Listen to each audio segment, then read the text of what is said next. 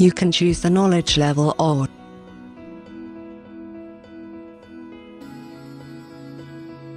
user-guided procedure. Specify whatever info is available for the building. Insert a test type and make the necessary configurations. This can be a destructive test type carried out on concrete or steel.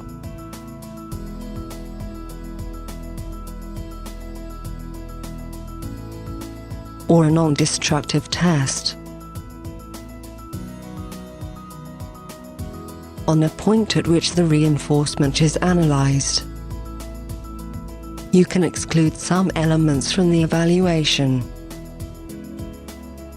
and automatically get the knowledge level in relation to the test types inserted.